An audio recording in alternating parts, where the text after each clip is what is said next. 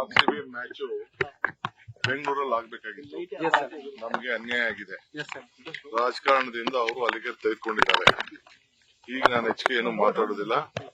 So RCB ಪ್ಲೇಯರ್ಸ್ಗೆ, RCB ಟೀಮ್ಗೆ ಹೋದ್ ಸತಿ ಗೆದ್ದಿದ್ರು. ಈ ವರ್ಷ ಕೂಡ ಬಹಳ ಚೆನ್ನಾಗಿ ಆಡಿದ್ದಾರೆ.